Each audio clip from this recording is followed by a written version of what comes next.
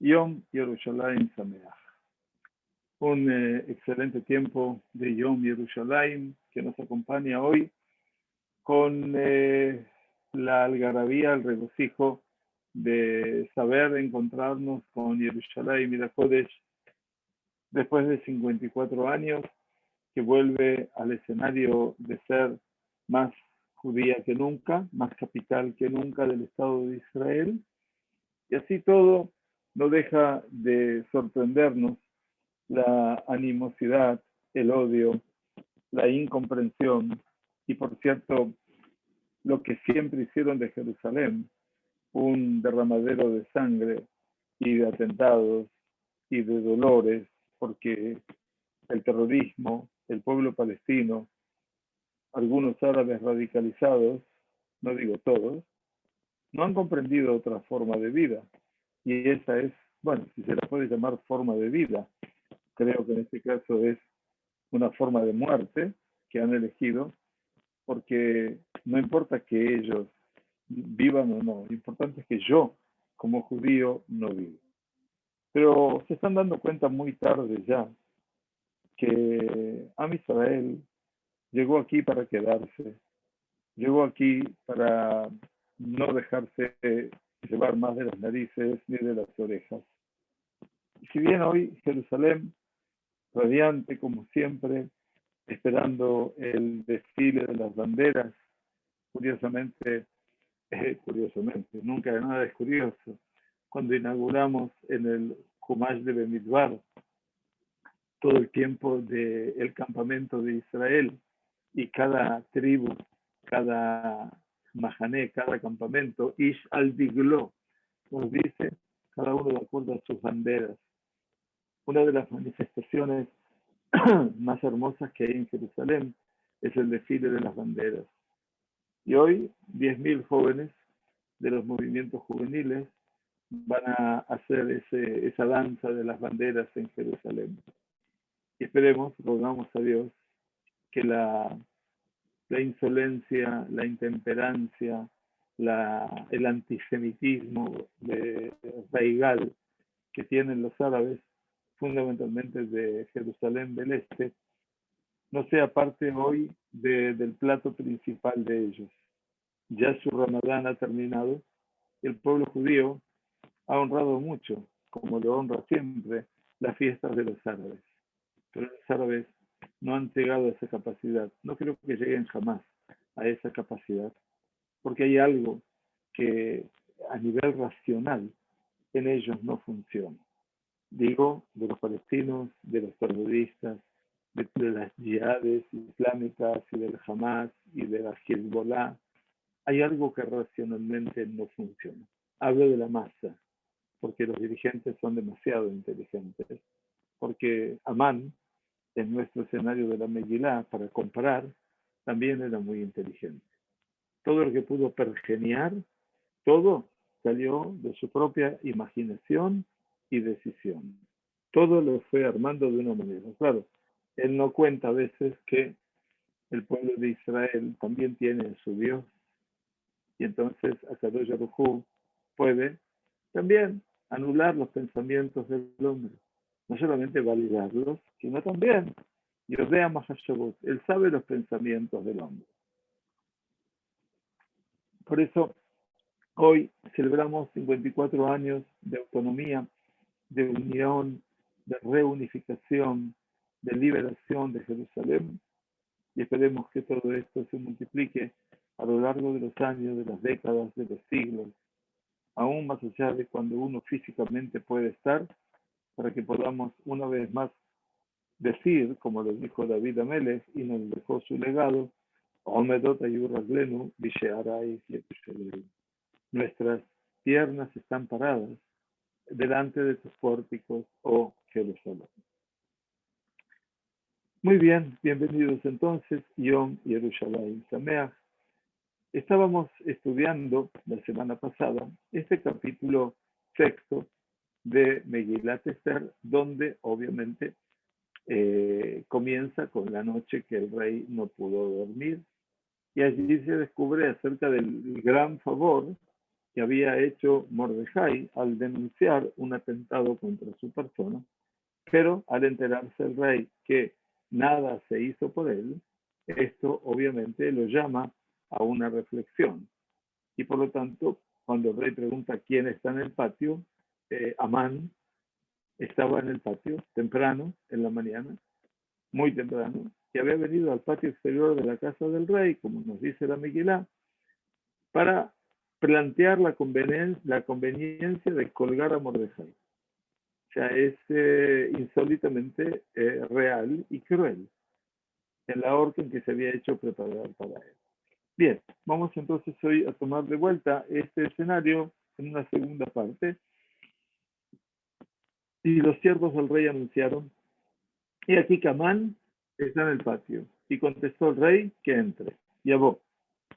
Entonces el rey le pregunta, Amán entró y el rey le preguntó, ¿qué se haría o qué se debe hacer al hombre a quien el rey desea distinguir? Quiere decir, Asher Amelech Hafetz Biekaro. Quiere distinguir, quiere dignificar.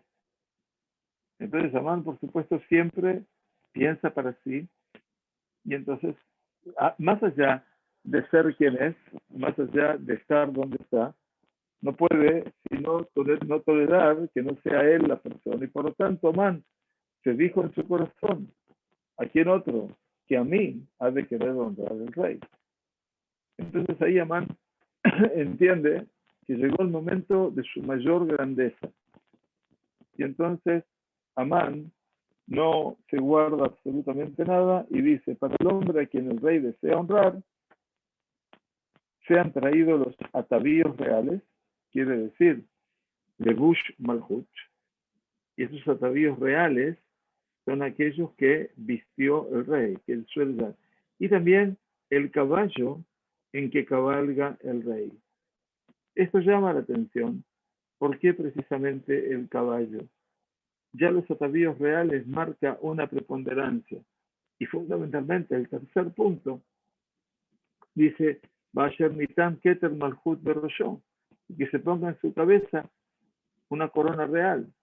Los atavíos del rey, la corona del rey, ¿para qué el caballo? Y se detiene ese atavío hacia el caballo en mano y de uno de los príncipes más nobles del rey, para que vista, así al hombre, que el rey se complace en honrar y le haga pasear a caballo por las calles de la ciudad y proclame delante de él, así será hecho al hombre a quien el rey se complace en honrar. Maravilloso. Amán tiene toda su estructura planteada, hablada, él no tiene ninguna duda de que él es el agraciado del rey. Bien, entonces viene Bayomer Amelech le Amán, entonces le dijo al rey Amán, palabra, Maher, apresúrate, esto es muy interesante, ¿no? No hay vuelta atrás. Toma los atavíos y el caballo y haz como has dicho. ¿Con quién? Con Mordejai a Yehudi. Asher Yoshev Beshar Amelech. A Yoshev Beshar Amelech. Y está sentado siempre en la puerta del palacio. Altapel Lavar Mikol Asher Liberta. Que nada falte de todo lo que dijiste. Bueno, la Megilá no se encarga de explicarnos cómo está Amán en ese momento, sino simplemente la diligencia de Amán. Y tomó Amán. Amán ni siquiera puede proponer un pero, ni siquiera puede expresar todo el proyecto que él traía esa mañana temprano para deshacerse de Mordejai. Tomó entonces los atavíos, tomó entonces las ropas y el caballo, y por supuesto tiene que traerlo a Mordejai. Y no solamente lo trae, sino que dice, y lo vistió a Mordejai. Prestemos atención a ese concepto. Lo vistió y le hizo cabalgar. Quiere decir que le hizo cabalgar, Bayarkibeu, ¿no? Birjova Ir, lo hizo cabalgar por las calles de la ciudad, o sea que él lo llevaba y proclamó delante de él, y Amán es el que proclama. Caja y hace, así, habrá de hacerse para el hombre a quien el rey se complace en montar. Bien, bueno, este es el escenario que habíamos empezado la semana pasada. Y la pregunta que quedó sin responder era, ¿por qué se necesita específicamente un caballo? ¿Cuál es el motivo de tener que usar el caballo? La ropa, la corona, wow. Y se proclama delante de él, como se hizo con Yosef en Egipto, salvando la distancia. El montar un caballo le produjo a Mordejai, sin ninguna duda, al judío estaba bastante desmejorado su estatus frente a todos los restantes esclavos del rey, y se quejaban ante él diciéndole por qué no se arrodilla delante de Amán. Por cierto que montar en un caballo y ser llevado por el mismísimo viceministro o el primer ministro de Irán era para él importante, era un honor muy importante. Pero montar un caballo no nos trae ningún elemento para la continuación de este escenario. Explican los Fajamín algo muy interesante, porque finalmente vimos que Mordejai, ¿qué hace? Y volvió Mordejai a la puerta del rey. O sea, Mordejai vuelve de donde estaba, de donde lo sacaron. Volvió delante de la puerta del rey. Ustedes lo acaban de ver, como que la Megilá no marca una gran diferencia en su estatus, ¿verdad? Y Amán, ¿a dónde fue? Amán se fue a su casa. Amán, sumamente apesadumbrado y con la cabeza cubierta, se dio en prisa en ir a su casa. Están los que piensan entre nuestros sabios, y esto es muy interesante, que el hecho de hacer montar a Mordejai sobre un caballo podría agregar algo más a toda la valoración y ponderación de Mordejai. Y como ese grato honor que le concedió el rey provino acerca de esa influencia benéfica sobre Mordejai, eso provocó también que se torciese el destino del día 13 de Adar, y entonces ahora, el 13 de Adar, no sería un día de genocidio, Dios no permita, sino que sería un día de regocijo para los Yehudim, y por sobre todas las cosas, de poder defenderse de sus enemigos. ¿Por qué? Porque la Megilá nos dice, más adelante en el capítulo 9, Behol Sarea Medinot, y todos los ministros de los países, Beajas Dertanim, Beapajot, Beosea Melachá, Shalamelech, y todos los demás distintos roles de dirección y directrices dentro de Persia, toda esta gente dice, Menaseim et Yehudim, dedican a ponderar, a elevar a los judíos. ¿Por qué? Porque la Megilá dice, Kinafal Pajat Mordejai Alehem, porque el temor de Mordejai ahora cayó sobre ellos. ¿Cuál es el temor? No lo hemos visto a Mordejai venir y alterar algo de la realidad de la gente. Sin embargo, el nombre de Mordejai empieza a circular en Irak, en el reinado persa, mejor dicho, y trae, obviamente, generando una preocupación muy grande. ¿Por qué? Y Gadol Mordejai Bebetamela. La Megilá se encarga de decirnos que Gadol Mordejai Bebetamela. Mordejai era muy grande en la casa del rey. Muy, muy grande. Era muy importante. Beshom'o Olech Bejola Medinot. Y su escucha, quiero decir, su nombre era escuchado en todos los países de los 127 países de Ahashverosh. Y Aish Mordejai Olech Begadol. Que el Ish Mordejai, que el hombre Mordejai, quiere decir, ahora viene Haish, quiere decir la denominación de una persona, como explican los comentaristas de nuestra Torah, de nuestro Tanaj, perdón. Haish representa la dimensión de qué? Del hombre importante. Haish. Muy bien, pero este desfile que pasó aquí eventualmente. Este desfile que aconteció aquí, más allá de ser una demostración única en toda la Megilá, y la Megilá en general va a hablar de otro desfile que fue hecha para Mordejai. ¿Cuándo es esto? Otro desfile completamente diferente.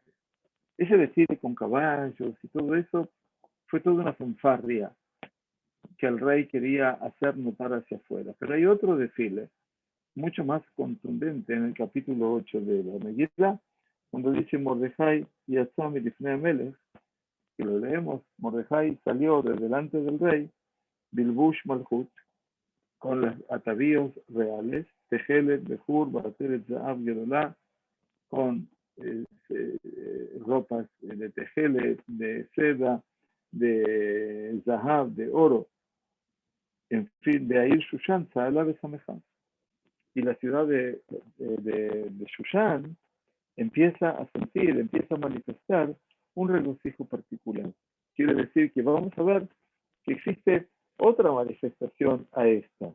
Esta, la que estamos viendo en el capítulo 6, parece acontecer en el silencio de la ciudad, mientras que la próxima va a ser en el medio del júbilo, obviamente, y entonces creemos, explican los sabios, que la segunda vez que Mordejai sale, pero ahora vestido con las ropas reales, y toda la ciudad se regocija, a partir de allí, esa es la mega ponderación de Mordejai. Pero como sea la cosa, la pregunta no la hemos respondido todavía. ¿Para qué se necesita el caballo? Obviamente. Entonces dice el Rab Ariel, el objetivo de la Megilá es la salvación de los judíos. Estaba madurando y podría madurar, porque ya estaba en camino por Esther, sin que Mordejai se haya montado sobre un caballo. Porque en el banquete del vino que preparó la reina, ya le quedó claro a Hashverosh que Amán había pergeniado todos esos pensamientos negativos y antisemitas contra el rey y la reina. Y desde el momento que las sospechas del rey empezaron a ser cada vez más grandes contra Amán, eventualmente le vienen a agregar que Amán tenía programado matar a Mordejai, el fiel de Mordejai, y todo esto obviamente llevó a que el rey tenga que determinar en ese momento Teluhu Alam. No, cuélguenlo a él ahora en ese árbol. Ahora bien, el Rab Ariel nos descubre algo muy singular y nos dice, si no hubiera sido mencionada la parte del caballo, la Megilá entonces se hubiera perdido algo esencial, algo fundamental. A la Megilá no le basta tan solo con el colgarlo a Amán, y tampoco se conforma con la liquidación del mal o de la angustia o del problema, sino lo que la Megilá busca eventualmente es llegar a una ajra'a ekronit, quiere decir, quiere llegar a una determinación definitiva de todos los sucesos. No alcanza con que Amán fue colgado de un árbol que había preparado a Mordejai, sino también que Mordejai fue montado sobre un caballo que le había preparado Amán por sí mismo. Amán prepara el árbol para colgar y prepara también el caballo para llevar a Mordejai. Por lo tanto, es como que la Megilá dice, estaría insinuando que tenemos que prevalecer sobre Amán y sobre su odio en forma interna y esencial. En aquella noche pasa toda esa revolución y Amán y Mordejai están ambos, los dos, delante del rey para una elección valorativa, y el rey, ¿a quién elige? A Mordejai. increíblemente. A pesar de que Amán era su primer ministro, a pesar de que era todo este hombre, es monstruoso hombre, pero hombre al final, que representaba obviamente todos los destinos del imperio. La Megilá entonces trata de amplificar un poco todo el escenario de lo que se llama Bena Afoju. Todo se invirtió.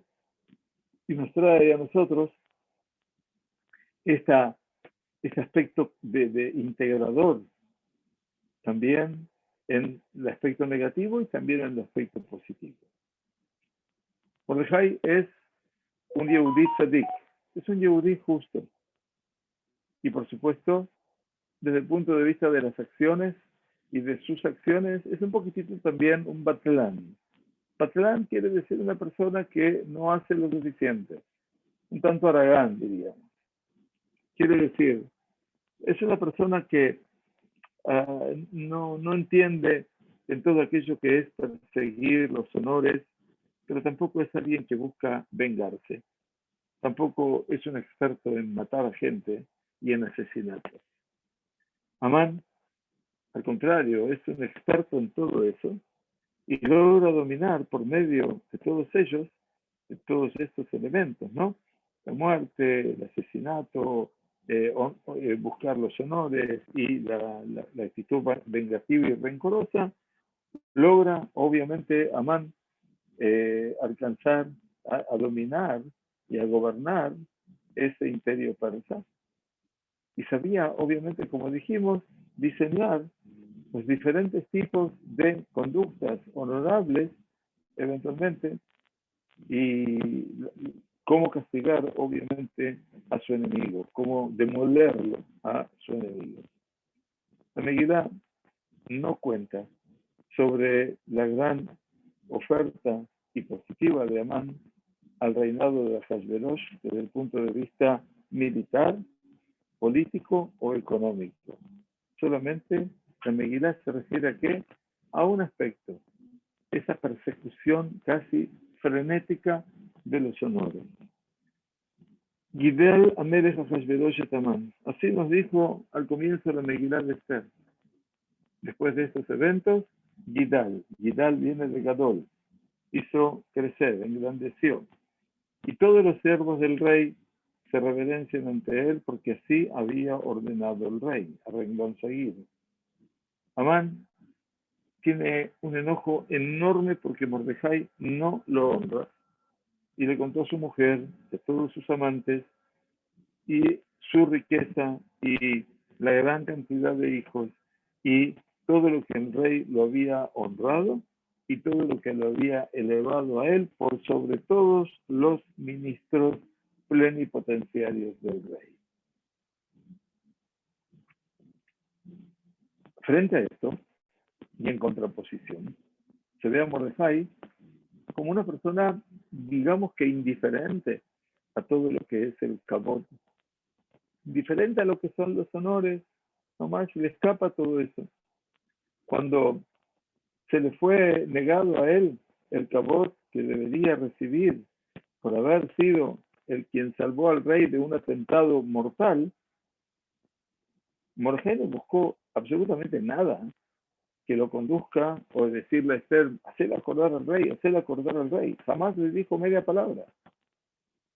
Y cuando ya, obviamente, tuvo el mérito de ese honor, no se asombró por ese honor y volvió, después de ese desfile real, volvió nuevamente a su lugar en la puerta del rey. No es que pidió en ese momento alguna ventaja más y dijo, ahora ya puedo entrar donde el rey. Quiere decir, el rey no puede tampoco darle nada a Mordejai y tampoco lo puede honrar.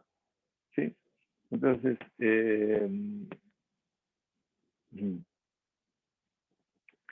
cuando cuentan aquí dentro de los Maasim, cuando el hijo del rabino de Gur, que lo acompañó a su padre a una de sus travesías en en Polonia, donde estaban todas las Hasiduyot, escribió con mucho fervor a su casa. He tenido yo disfruté mucho del honor que le dispensaron a mi padre. Cuando volvió su padre del camino y vio la carta, le dijo, Shafhu el Dami de Uod Nene, dice, esta gente derramó mi sangre y así todo él todavía disfruta. Porque obviamente los grandes Rabbanim le escapan un poquito al todo el tema de los grandes honores. Por lo menos con los Rabbanim que nos educamos, nosotros tuvimos esa virtud de poder, como explicábamos hoy en los 5 minutos de Torah, también acerca de la humildad de Moshe. No en el día de hoy, sino en uno de estos días, que la Torah se puede sostener y mantener solamente en quien se pone como el como tierra de nadie, como el desierto. Y por eso la Sagrada Torah señala el desierto, para que pudiésemos aprender algo de lo que representa la humildad. Y eso es lo que obviamente nos pasa aquí con Mordejai. Ahora, la Megilá se emociona por el kabod, por el honor que se le brinda a Mordejai, mucho más de lo que él se emociona. Dice, las cosas que se vienen y se expresan son también y hablan acerca del esfuerzo del malvado, que ninguna de las cosas que hizo y expresa caen en desperdicio. Aún todavía tienen una función positiva en este mundo y sus logros habrán de servir respectivamente para bien. Quiere decir, Yahim Betzadik Ilbash de Kesef Naki Yehalek. Quiere decir, el Iob dice que Yahim Betzadik, la persona que es la persona correcta y la persona que es justa, Ilbash, habrá de vestir de Kesef Naki Yehalek, y plata limpia habrá de repartir. Betzafun Letzadik Heil Jote. Quiere decir, Hamán fue el que invirtió toda su fuerza intelectual y también emocional para crear, obviamente, recipientes, utensilios como estos. Cuando Mordejai los pudo emplear y implementar, llegó el proceso a su determinación final, obviamente, y una determinación fabulosa. Como dicen los Jajamim, Mishebaraj, Mipnei Akavod, Radaf Acharay. Aquel que escapó a causa del honor, el honor lo persiguió a él. ¿Por qué? Dice la Gemara de Eruvin, Shekol HaMashpil Atzmo HaKadosh Baruch Hu Magdiho. Todo aquel que se rebaja, que se humilla, HaKadosh Baruch Hu lo eleva. Shekol HaMagdi Atzmo HaKadosh Baruch Hu Mashpilo. Pero todo aquel que se ensoberbece, todo aquel que mira a todos con los ojos en lo alto, HaKadosh Baruch Hu se encarga de rebajarlos. ¿Cuál es el mejazer a la Gedulá? Todo aquel que busca desesperadamente la grandeza, Gedulá Borajat Mimenu. La grandeza se escapa de él. Dejó la Boreaj Mina Gedulá, y todo aquel que por el contrario se escapa de la Gedulá, no quiere saber nada con la grandeza, con la fama lo busca permanentemente. Así nos dice la Gemara de Eruvin. Y todo esto obviamente forma parte de este escenario, donde los ejemplos en la Gemara, no hay ninguna duda, las traen a Abimelech, al rey de Gerar, a Faraón, el rey de los egipcios, etcétera, como para hacer, ¿no es cierto?, una tarea de investigación con respecto a lo que representa la humildad o la arrogancia en el poder. Y todo ello, por supuesto, nos tiene que llevar a nosotros a pensar hacia una dirección. Dice el libro de Mishlei, el libro de Proverbios, que es realmente maravilloso. El rey Shlomo dijo, Geut Adam tashpilenu beshafel ruach yitmoch kavod. Dice, Geut Adam, la soberbia del hombre lo habrá de ashpil, lo habrá de rebajar a cero. Mientras que Shafel Ruach, aquella persona que es humilde de espíritu, Itmoch Kavod, será apoyado por el honor. Todo aquel que escapa del poder, el poder lo persigue a él. Shaul, por ejemplo, dice la Gemara y lo cita el Midrash, creo que es el Yalkut Shimoni, Shaul, Amelech, ¿se acuerdan de Shaul? Se escapó del poder, quiere decir, él no quería manifestarse, no quería hacerse notar en el momento que vino a ser rey. Entonces dice, Vaishalu, Od, Baashem, Abba, Ish, Halom. Amar Laem, Inani, Raúl de Malchut. Le preguntaron entonces si había llegado la persona que estaban esperando para coronar. Y entonces él les dijo, yo no soy una persona apropiada para el reinado. Sha'alu Baorim Watumim. Preguntad al oráculo, a los Kohanim, en el Mishkan. Preguntad por la palabra de Dios. Ayomer Hashem y Neun Echba el Akelim. Por lo tanto, cuando Shaul no se dio a conocer, cuando venían a entronarlo como rey, entonces la gente se pregunta, ¿dónde está el rey? Y entonces dice, el Tanaj nos cuenta que Nechba el Akelim. Nechba el Akelim quiere decir fue y se mantuvo oculto. Tenía mucha timidez. Arreitem asher bachar bo Hashem, quien kamou bechol ha'am. Cuando ya Shemuel da con Shaul y Shaul viene delante de todo el pueblo, y Shemuel no tiene más reparo que decir, ¿acaso habéis visto en quién ha elegido a Hashem? No hay otro como él en todo el pueblo. Y es terrible, porque en última instancia Shaul le escapó a todo lo que representa la honorabilidad. Y sin embargo, él tenía que ser el rey de Israel. Por otro lado, el ejemplo en paralelo pero opuesto es Abimelech. ¿Quién era Abimelech? Abimelech era el hijo de Gidón, llamado Yerubal. En realidad, Gidón tuvo 70 hijos y Abimelech era el hijo de una concubina, no era de una de sus esposas oficiales.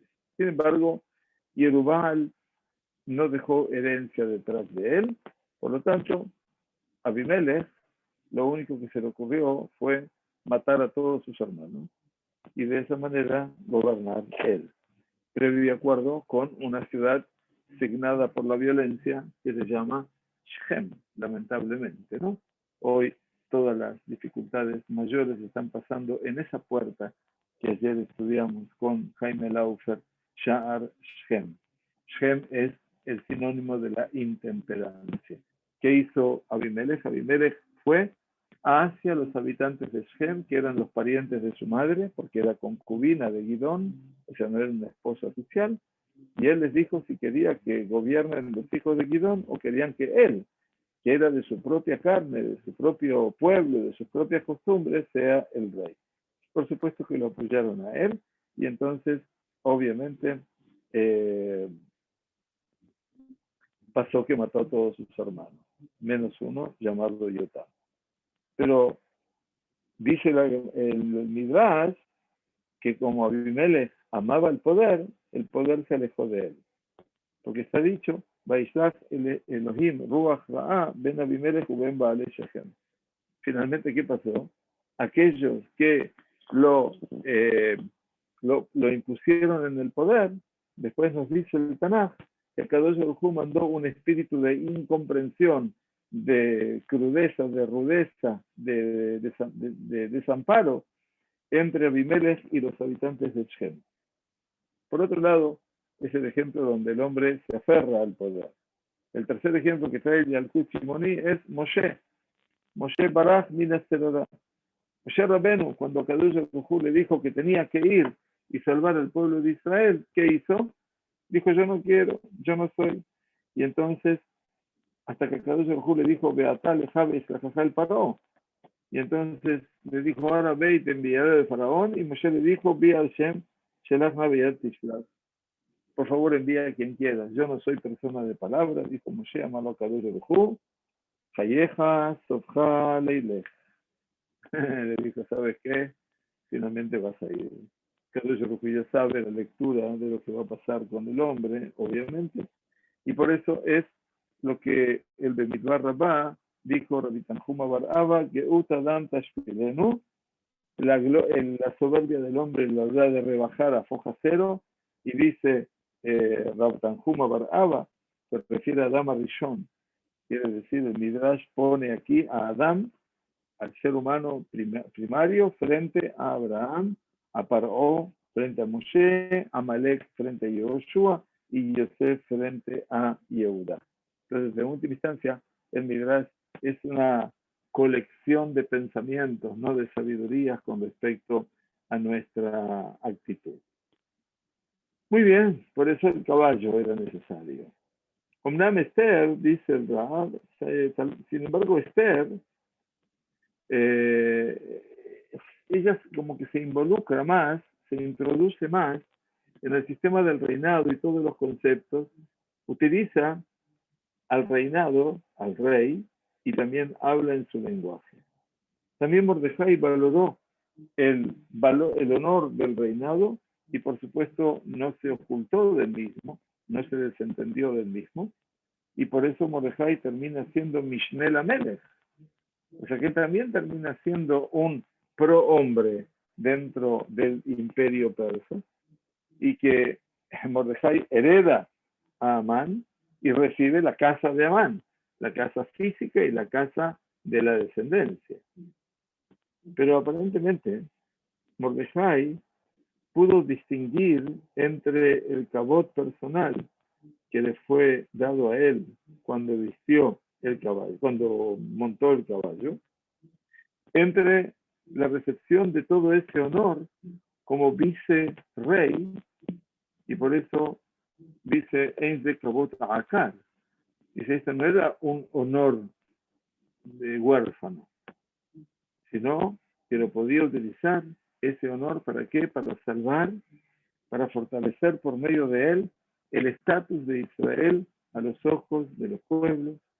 Y a pesar de eso quedó Mordejai un tanto limitado y alejado, y no lo encontramos ya incorporándose personalmente con un fervor muy especial acerca del honor.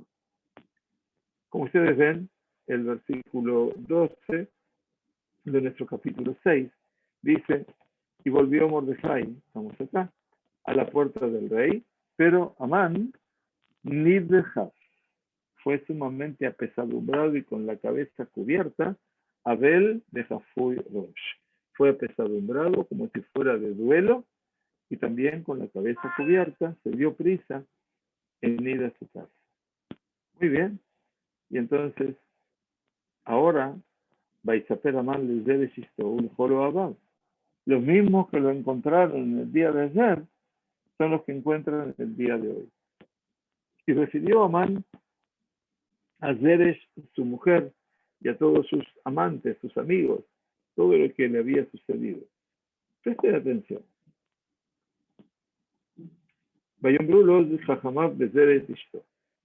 Y le dijeron entonces sus atinados amigos y Zeresh, su mujer. Presten atención. Y Misera Yehudim Mordejai, si Mordejai, ante quien has comenzado a caer, es del nacimiento de los judíos,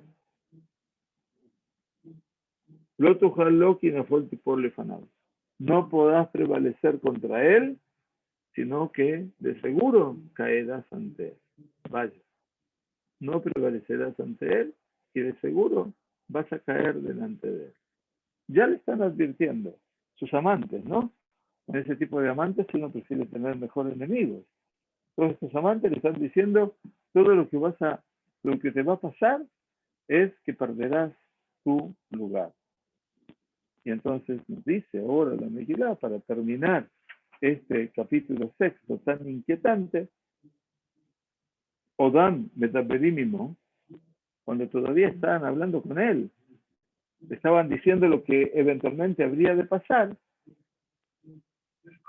de Salisei Amelech y los eunucos del rey llegaron, Vayavhilu le Abi Etaman el Amishtea Sheda Zeta Esther.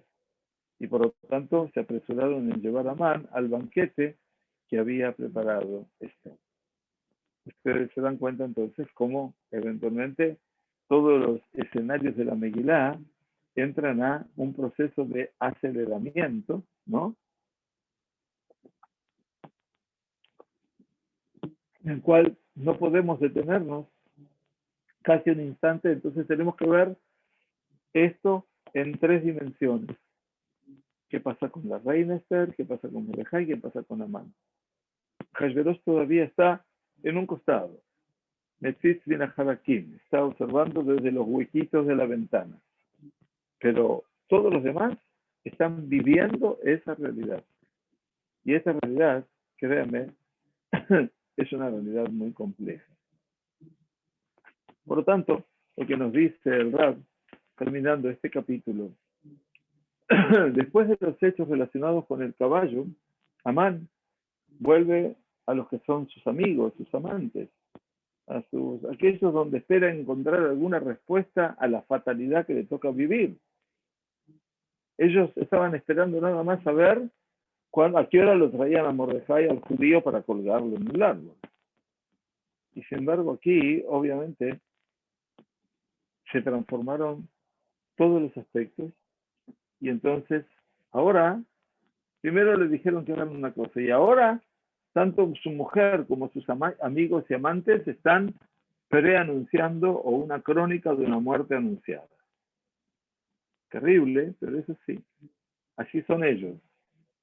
No tienen otra forma de visualizar la realidad, porque no tienen forma de evitarla. Porque para evitar la realidad hay que saber dar un paso atrás. Como yo explico a todos y cada uno de nosotros, cuando nosotros vamos a terminar la oración de la Amidá, tenemos que decir, Ose Shalom Bin Bromau, el que hace la paz en sus alturas, que haga la paz entre nosotros, y sobre todo Israel, y digamos amén. Pero cuando estamos en la Amidá, antes de decir Ose Shalom Bin Bromau, tenemos que dar 3 pasos para atrás. Explicaron mis maestros, ¿por qué hay que dar 3 pasos para atrás? Bueno, todo el mundo explica lo mismo, la reverencia delante del rey, cuando empiece, cuando termino, doy 3 pasos para atrás, está muy bien. Pero la verdad es que las costumbres de los palacios, ni de Buckingham ni de otro palacio, son costumbres para nosotros. Y por lo tanto, mis maestros me enseñaron por qué se hay que dar 3 pasos para atrás. Me enseñaron que para poder llegar al shalom, para poder llegar a la paz, para poder hacer el shalom con alguien, uno se tiene que mover de ese lugar. Si tú te quedas en tus 13 y el otro se queda en sus 13, es una expresión, no hay forma de superarlo. Entonces es necesario dar 3 pasos para atrás. Salirse del lugar donde uno está. Y de esa manera uno puede negociar la paz. ¿Bien? Y le dijeron entonces sus hombres sabios y todos sus amigos, Isredes, su mujer, si Mordejai, ante quien has comenzado a caer, es de la simiente de los judíos, lo tujal quinafol tipol. No podrás con él, sino que seguro nafol tipol, 2 veces. Nafol tipol, caer, seguramente habrás de caer delante de él. Aquí entonces nos dice la Megilá una verdad. Después de este hecho, se transformaron los Ohavim, los amantes, que dice el versículo, ¿sí?, en Jajamim. Aquí, ¿no es cierto? Cuando hablábamos en el capítulo anterior, son los Mamash Ohavim. Pero ahora se habla de amigos, Jajamim, sabios. Y entonces ahora ellos sabían, como sabios, asegurarle a Amán que todo lo que había programado se habría de caer y que su caída sería definitiva. La posición de Zeresh, la mujer de Amán, se modifica en ambos consejos. Al principio, Amán parece no haber evaluado tan positivamente a Zeresh, y esa primera reunión la llamó en pos de sus amantes. Pero Zeresh no se conformó con esta posición secundaria que le habían destinado, y entonces es la que da el paso hacia adelante y propone colgar a Mordejai. La segunda vez, Amán se dirige a Zeresh por primera vez, ¿sí? Le habló a Zeresh,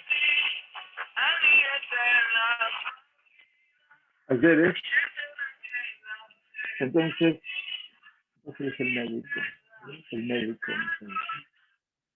Entonces, parece ser que Zeresh es la que da la iniciativa primera, y entonces, obviamente, tal vez porque tuvo la iniciativa y quería eventualmente poner eh, quería poner su lugar quería poner cuál era su mamá, su estatus frente a todo eso. Y sin embargo dice, cuando Amán está completamente dolido y apesadumbrado por lo que pasó, busca refugio precisamente a Zeresh y a todos sus amigos. Entonces primero se dirige a ella. La primera vez dice a quien, cuando terminó el capítulo anterior, ¿sí? Entonces le dijeron, perdón,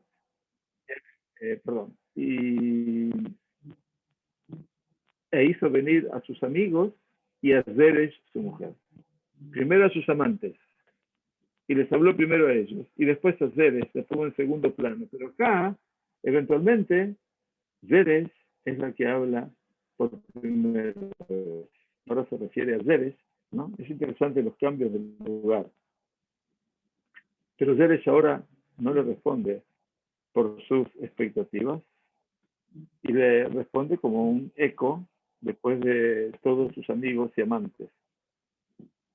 Zeresh, que quería conducir este proceso para matar a Mordejai, ahora va detrás de los amantes y amigos de Amán para reconocer su fracaso.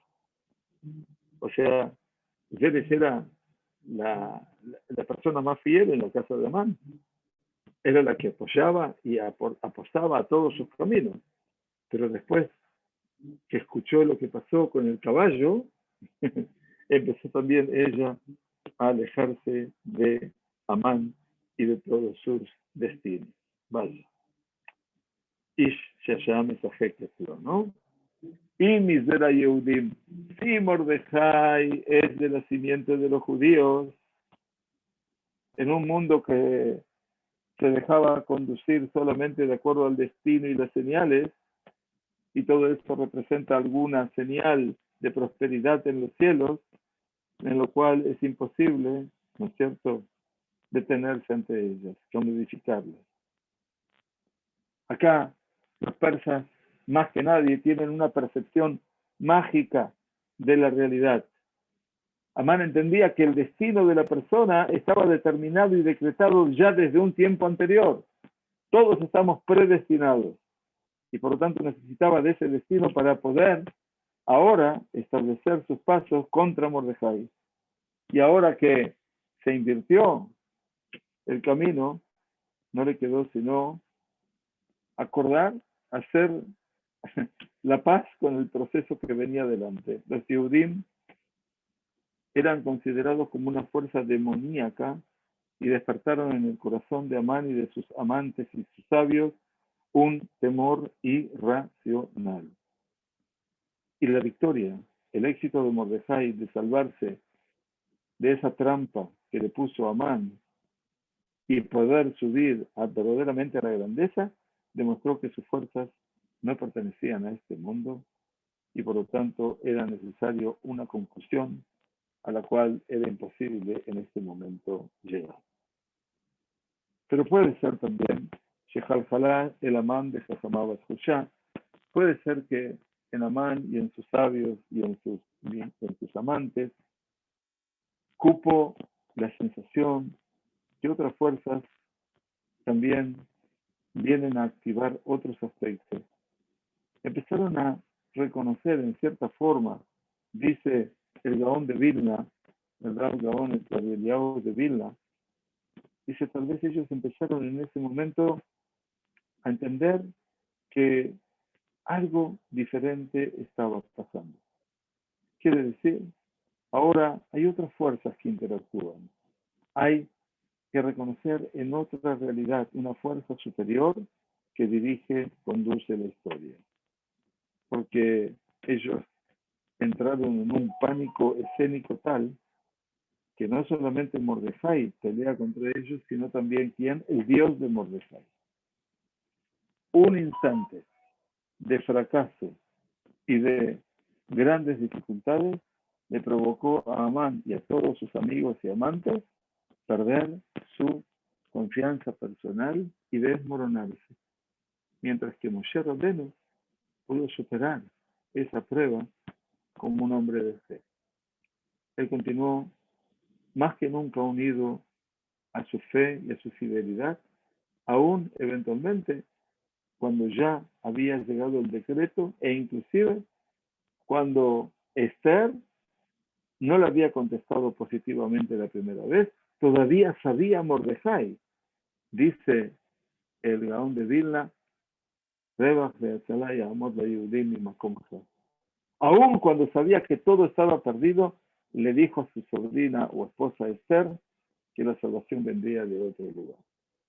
Es posible que Zeresh y todos los amigos y amantes de Amán tuvieron la intención de proponerle a él con sus palabras tan duras un consejo concreto que tendría que apurarse y sacar el árbol que había hecho en su casa para colgar a Mordejai de 25 metros y tratar de llegar a hacer las paces con Mordejai. Nada más que, ¿qué pasó? Cuando todavía hablaban con él, Odam Medaberim, ¿vieron por qué la Megilá se cuida con cada palabra? Todavía estaban hablando con él. ¿Y qué pasó? Y los eunucos del rey se apresuraron a que Amán lo lleven al banquete que había preparado Esther. Entonces no había ninguna duda por Amán que Amán no podía ahora postergar todo esto. Entonces, para cerrar este concepto que estábamos hablando, tenemos que decir, las cosas acontecen de manera alocada, apresuradísima, obviamente, y todo eso, tanto pasa el cambio de un momento a otro que Amán pierde, obviamente, el dominio, el gobierno de la realidad. Entonces, esos amantes, esos amigos amantes de él, son los que hicieron fracasar a Amán con su promesa, con su propuesta anterior, porque eran tan apresurados que lo convencieron rápidamente a hacer un árbol de 25 metros que no se construye en unas horas, y solamente después de eso ir al rey. Y a la mañana, cuando vino a decirle al rey que iban a colgar a Mordejai, ya era tarde. Amán se apresuró en hacer el árbol, y corrió para eso, se apresuró mucho, y después fue a pedir el permiso del rey para colgar a Mordejai. Ahora nos muestra la Megilá que lo hacen ir apresuradamente al banquete de la reina, antes de que él pudiese cambiar algo de la realidad. No tiene tiempo. Entonces, qué interesante es que todo lo que acontece en la Megilá acontece a un ritmo estremecedor. Y precisamente ese ritmo estremecedor es el peor consejero para cada cosa que tenemos que hacer. Tomar un tiempo, saber que el tiempo necesita llegar en su momento con una armonía determinada, con una condición determinada, es lo que le permite al Yehudí sobrevivir ante la embestida más fatal, más criminal que puede tener este mundo, pasado, presente y espero que nunca, pero también futuro. Muy bien, nos encontraremos desde para después de Shavuot, o sea, el lunes que viene. No vamos a tener Shavuot porque es Shavuot, así que les deseamos Jodesh Tov y Chag Sameach en 2 lunes más. Comenzaremos el capítulo 7 de Megilat Esther y ya empezamos a transitar eventualmente hacia el final de la Megilá. Muchas gracias, señora Die. Toda Rabá, Yom Yerushalayim Sameach y Jodesh Tov.